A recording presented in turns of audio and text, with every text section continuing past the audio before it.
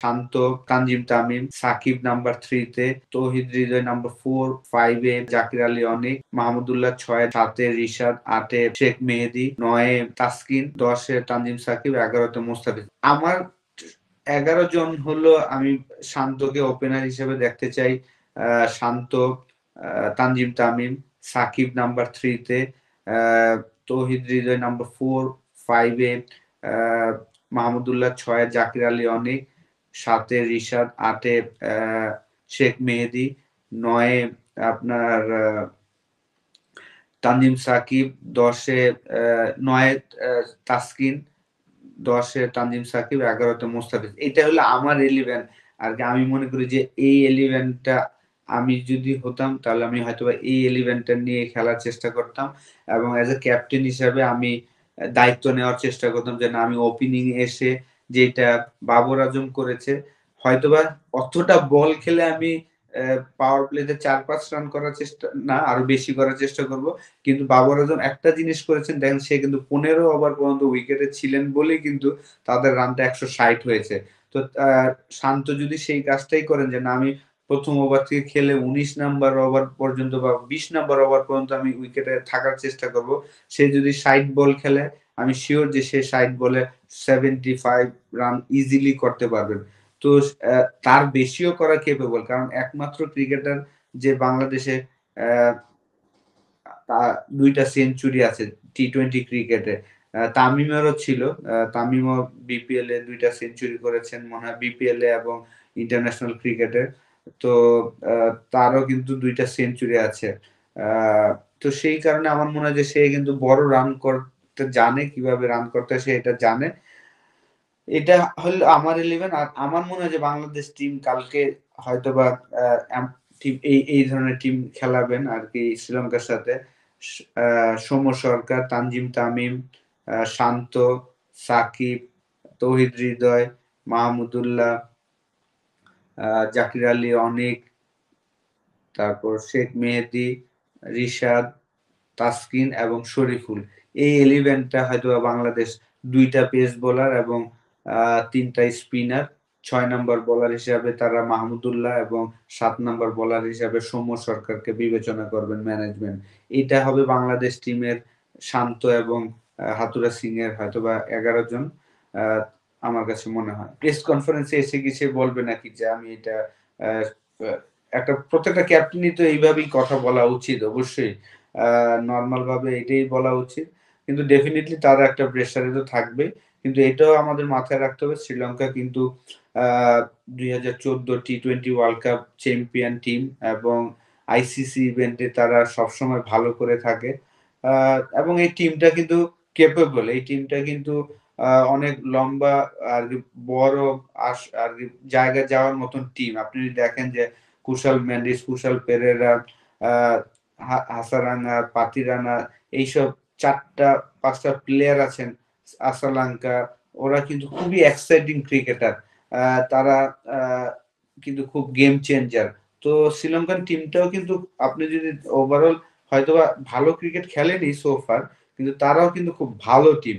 তো তাদের সাথে ইজি হবে না, আমাদের ফাইট করতে হবে, আমাদের বেস্ট ক্রিকেটটা খেলতে হবে। শ্রীলঙ্কার টপ 5 ব্যাটসম্যান খুব ডেঞ্জারাস। আপনি যদি দেখেন যে টপ 5-এ যারা ব্যাটিং করবেন তারা খুবই হাই স্ট্রাইক রেটে ব্যাটিং করতে পছন্দ করেন এবং তারা যদি সেট হয় তারা কিন্তু 200 স্ট্রাইক রেটে বড় রান করতে পারে, ক্যাপেবল। তো তাদের টপ 5 ব্যাটসম্যান আমি মনে করি যে খুব ডেঞ্জারাস। এবং তাদের বোলিং এ হাসারাঙ্গা এবং পাতিরানা, এই দুইটা বোলার 8টা ওভার আমাদের আর কি ভালো প্ল্যানিং করে খেলতে হবে তাদের এগেনস্টে। শ্রীলঙ্কান যে টিম, এই টিম কিন্তু খুবই চমৎকার টিম। এমন হয়তোবা তারাও ভালো ক্রিকেট খেলতে পারেনি এখন পর্যন্ত, কিন্তু তাদের টিম কিন্তু ক্যাপেবল যে সেমিফাইনাল ফাইনাল খেলার মতন টিম। তারা একবার টি-20 ওয়ার্ল্ড কাপ চ্যাম্পিয়ন হয়েছেন, 96 ওয়ার্ল্ড কাপে চ্যাম্পিয়ন হয়েছেন 50 ওভার ওয়ার্ল্ড কাপে, 2007 এবং 11 ফাইনালিস্ট। তো তো তারা জানে যে আইসিসি ইভেন্টে কিভাবে ফাইনাল খেলতে হয়, চ্যাম্পিয়ন হতে হয়। তো সেই দেশের প্লেয়ার তারা, অবশ্যই এক্সাইটিং প্লেয়ার। তারপরে আমি মনে করি যে আমাদের ভালো প্ল্যানিং করে আমরা যেন একদম রিল্যাক্স ক্রিকেট খেলি। আমার মনে হয় যে আজকে লাস্ট ২ টা ম্যাচ আমেরিকা যেভাবে খেলছেন, একদম রিল্যাক্স খেলছেন, এনজয় করছেন। আমাদের প্লেয়াররা যেন এনজয় করে এটাই হলো সবচেয়ে বড় বিষয়। এনজয় করবে, বল দেখবে আর মারবে। এইভাবে এই প্ল্যান করে খেলতে হবে। যারা বল করবে জাস্ট কোথায় আমি বল করব সেই প্ল্যান দেখে জাস্ট ওই জায়গাটায় বল করব। বলাটা সহজ, করাটা কঠিন। তারপরেও আপনাকে ওই মেন্টালিটি নিয়ে আসতে হবে যে একদম রিল্যাক্স আপনার ভাবে খেলতে হবে।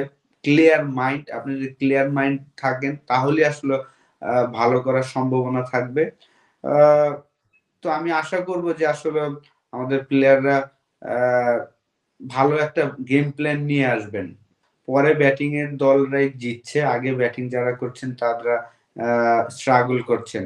তো অবশ্যই আমার মনে হয় যে বাংলাদেশের হয়তোবা টস জিতলে সেই পথেই যাবে যে আমরা আ টস জিতলে হয়তোবা বোলিং এর ডিসিশনই নিবো। আ এবং কম রানে রেখে সেটা আমরা হয়তোবা চেস করার প্ল্যানিং করব এবং এটাও ঠিক যদি বেশি রানও হয় যেটা কানাডা করেছিলেন 194 সেই রানও কিন্তু আমেরিকা চমৎকারভাবে চেস করেছেন। তো মেন্টালি আপনাকে ২ টা প্ল্যানই রাখতে হবে। কম রানও রেখে যেন আমরা চেস করি, আবার বেশি রানও যদি হয় সেটাও যেন আমরা চেস করব সেই মেন্টালিটি নিয়ে আসতে হবে এবং প্ল্যান বি ও আপনাকে প্ল্যান করে আসতে হবে যে যদি আমরা টস হেরে যাই আমাদের ব্যাটিং করলে কিভাবে আমরা এইখানে উইনিং একটা স্কোর করতে পারি।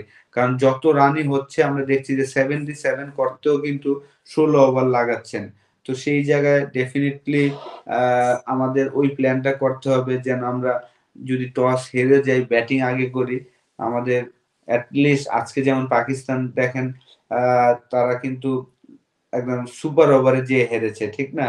তো সেই ১৬০ রান করে। তো আমাদের ওইভাবেই ব্যাটসম্যানরা যেন দায়িত্ব নিয়ে খেলি, এটাই আশা থাকে। আ টসটা জিততে পারলে ডেফিনিটলি আমি মনে করি যে আমাদের জন্য একটা পজিটিভ তো হবেই। কারণ এখন সো ফার আমরা দেখছি যে পরে ব্যাটিং করাটাই আরকি মেক্সিমাম ম্যাচ উইন করছে। দেখেন ২ টা টিমই আমি ইভেন রাখছি। আসলে আমি ২ টা টিমই একদম 50-50 বলব।